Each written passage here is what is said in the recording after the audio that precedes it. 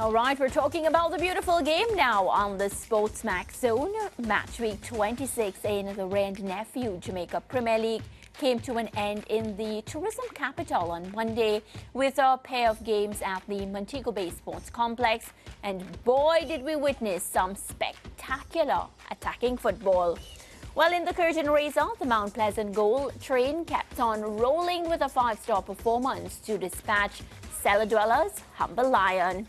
Daniel Green scored a hat-trick to move his tally to 11 this season, while substitute Alex Marshall and 16-year-old Jabari Howell added a goal apiece to round off the win.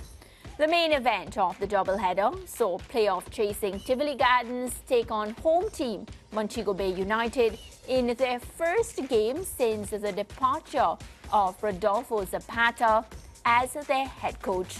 From the looks of it, they weren't affected too much, with the team producing one of their finest attacking performances so far this season to dismantle the men from West Kingston by 3-1 via goals from Arnett Gardens in the first half, along with Trinbagonian Jordan Brito and Jordan Fletcher in the second.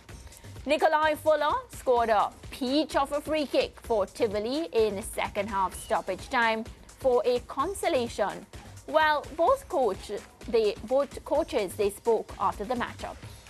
We created numerous chances, and if we were executing, it would have been a bit different ball game. We have some positive that we can take away from this game based on the youngsters that was injected in the second half, and they really, lift up the game in that aspect.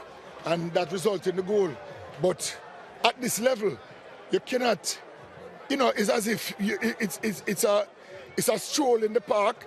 I mean, giving up that third goal, it's not accepted. We were excellent tonight based on performance. I think in the first half of the game, I think we have a plan.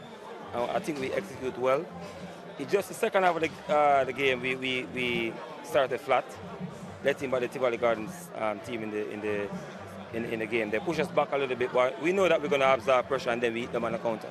So I guess based on the players, they're professionals, they understand the situation, so I think they go and execute it.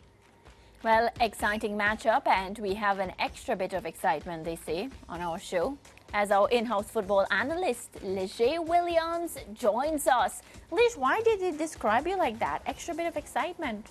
Yeah, I'm not sure. Whoever wrote that just finds me exciting. I don't know. I'm not sure. All right, well, you better bring it in this segment. So let's talk. Let's talk about Montego Bay United, of course, thrashing Tivoli Gardens. We heard from both coaches just now. The losing coach, of course, saying that they had opportunities, and, speaking about his team. And then, of course, we heard from Montego Bay interim head coach right now. Based on what you would have seen, talk to me about just the atmosphere and if the result is a true reflection of what you saw on the pitch. Because many a times we see results, but it doesn't really represent what happens. Well, first of all, I don't think the result was a true reflection of what we saw on the pitch, because if we were to go off what we saw on the pitch, Mobay probably would have won by 7-8 goals, because I think it was that good of an attacking performance. I think in all phases, in possession, I think they were absolutely brilliant. It's very ironic because last week, I believe it was, I came on the show, I spoke about Rodolfo Zapata and how impressive he has been. He parted ways with Montego Bay United by mutual consent, of course. And then they went on, and then the game after that, they put on one of the best performances of the season in an attacking sense. And it was very impressive. There were so many things to dissect in terms of what they were doing on the ball. I think their midfield setup was spectacular as well. This Mobay team, they were really clicking on all cylinders last night. And Tivoli might say that they're a tad bit lucky to escape with only a 3-1 loss. Yeah, and you have always spoken glowingly about Rodolfo Zapata. Interim head coach steps in now, but you still saw the team, representing exactly what we would have seen from them all season. New coach has already been named. What are your thoughts on that? Yeah, I think Paul Davis was the sensible appointment. He's obviously a legend down in the west side of the island. Sir Lance would know all about Paul Davis and his scoring exploits, but he's also a good coach. He's also carried Arnett Gardens, Mount Pleasant, Montego Bay to some very good seasons. Hasn't won that elusive league as yet, but he is a very good coach. And you know, the part that's very interesting to me would be the appointment of Andrew Peart as the technical director, because from what we have seen from Andrew Peart, especially over the last 5 or so years, he's a coach that is very good at world building. I think he is good at cultivating a culture at a team, because he has done it with Glenmuir through all of their under 19, under 16, under 14 levels, and he's the head of coaching development at the JFF as well. So he's good at cultivating a culture, and I think it will be very interesting to see what he does with this Montego Bay United team and what his role will be specifically.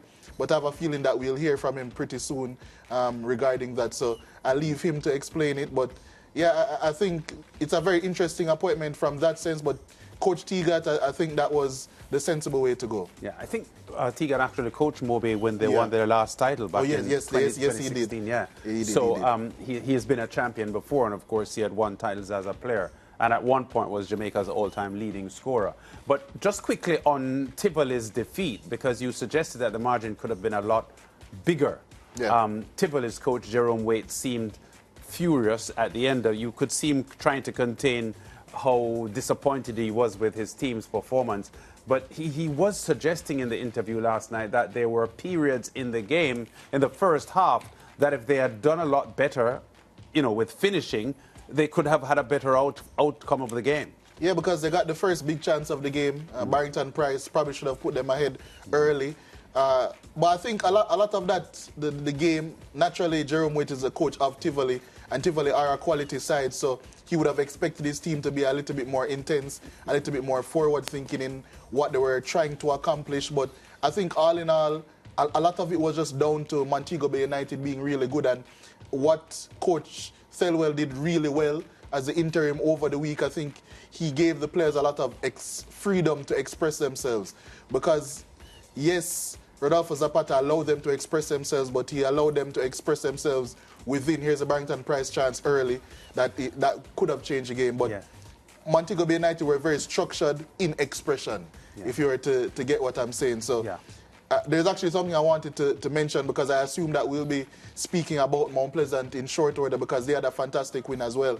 And it's the difference between the two coaching styles of what's happening in Montego Bay and what's happening at Mount Pleasant. And I put it down to two styles, which is positional play in favor of Mount Pleasant and relationism in favor of Montego Bay United. Now, when you speak about Montego Bay United, relationism is really a play style that's very familiar, especially to Jamaican footballers or football lovers. Relationism is when players, it's dependent on player relationships and that associative nature of the players getting close together, being in all close proximity, especially on one side of the pitch. So you'll often see 4 or 5 players just passing the ball around teams, and it's just one-touch football, and it looks brilliant when it comes off. And that's exactly what Montego Bay did yesterday, and that's really a South American way of playing. That's why Rodolfo Zapata was a good fit, especially for the players that they have. When you speak about Lima, who was excellent last night, Ferreira, who had a good game, Jordan Fletcher, who came off of the bench, or Wayne Gordon, all of those quality touch players. But I think the key in that is shaping the team around Demario Phillips. And Demario Phillips is as touch a player as you can get. He's one who assisted this goal, but that was just not even 5% of his work on the night. If you were to check any stat, it's a pity we don't have that information available in the Jamaica Premier League, but I'm sure easily Demario Phillips would have had over 100 touches, over 80 passes last night. He was so influential, and although the man of the match was given to Brito, the man from Trinidad, I think it was very easy for me to see that the most influential player on the pitch last night again was Demario Phillips. And if Mobay United are going to go extra far this season under Teagat, Coach Teagat, I think he's going to have to be just as influential. And we're going to move on to Mount Pleasant and positional play, which is the European way of playing football. When you speak about the Pep Guardiolas of the world, he's the one who brought it to extra prominence. Obviously, it came from the 90s with Cruyff and Van Gaal, but I won't bore you with that part. But when it comes down to positional play, it's all about tactical rigidity. So it's all about having players in very specific areas to dominate the entire space of the pitch. So often when you see Mount Pleasant, they have two wingers wide, they have the interior midfielders and their strikers. So it's always 5 players across the front line, whether it be 2 pivots in there and then the 3 defenders. That doesn't matter as much, but it's all about having numerical superiority across the pitch. Relationism is about having qualitative superiority. So when you see all of these Mount Pleasant players, if you realize none of the players are in front of each other, they're all occupying a lane.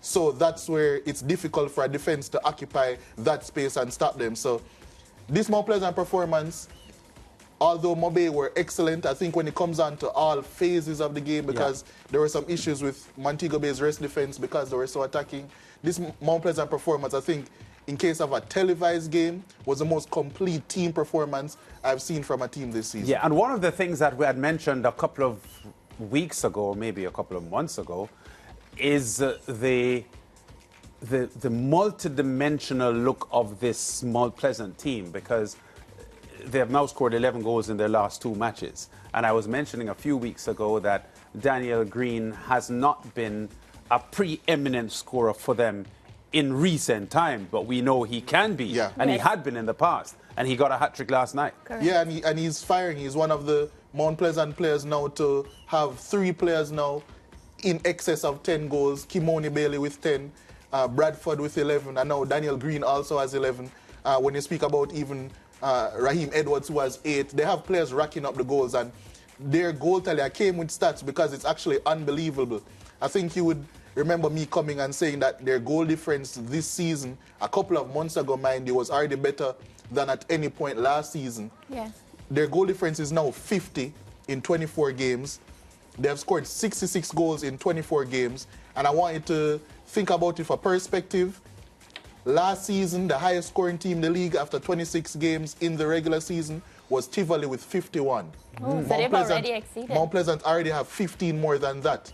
Wow. At this stage in the season, Mount Pleasant have scored 25 goals more than anyone else, the second best team in the league.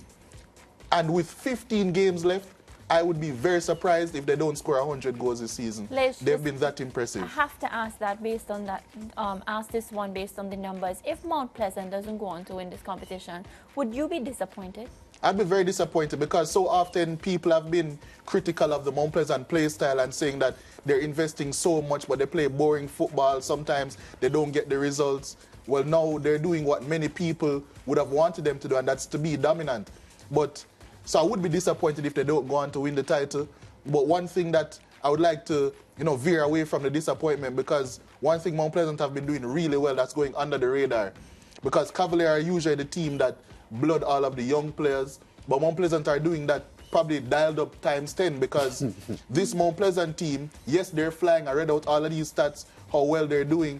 They're also incorporating really young players. I'm going to list out a few. Jabari Howell, who scored yesterday. Franco Celestine. He's 16, isn't he? Yeah, Franco Celestine, Jamari Nolan, Claver Nugent, Earl Dennis, Owen Jump. All of these players are consistently in Mount Pleasant squads and getting minutes, and all of them are 16 years or younger, because there are 15-year-olds in that setup as well. So when you think about the quality that these young players have, yes, that's evident, but you also have to give a lot of props to Coach Tapper Whitmore and even assistant coach Davian Ferguson, who would coach Jabari Howell at high school level, for giving them this opportunity to play at the highest level as well. So, and they're doing really well. So who are you to argue with the fact that they're blooding all these youngsters? Yeah, and just to flash back to the weekend and the Arnett Gardens performance, I saw Jaheim Thomas scoring again, man of the match for the second match in a row. So I guess the Arnett coaching staff would be pretty satisfied with how they are setting themselves up for a playoff spot and a run at the championship as well. Yeah, at this current moment, maybe we should start doing power rankings for the JPL on a week-by-week basis. That would be fun too. Yeah, I'm going to come up with a clever name, because I'm a pretty clever guy, Maria. I don't like how you're just coming on this show and just giving yourself all this. Yeah, there was a Thomas strike. Jaheim Thomas. I think this Arnett team, they're at this current moment, I think they're the second best team. Obviously, the table indicates that as well. But when it comes down to how adaptable their squad is and how deep their squad is as well. They have players who can play all over the park, and they can switch formation systems for the last 5 to 10 minutes of the game against Harborview when Harborview are putting on pressure. Because don't let it be twisted, Harborview, I think, were the better team on the day. Arnett Gardens switched to a 5-2-3 system just to see out the game. Yes. Not many teams can make that in-game adjustment and do it effectively. So I think that's setting them up well for when the playoffs come around. Yeah.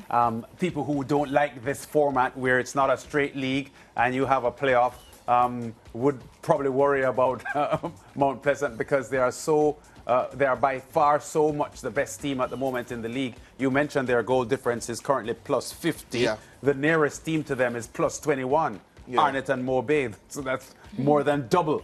So that's how impressive Mount Pleasant have been so far in the regular season, which doesn't matter when the title is being decided. Let's see what happens in the coming months.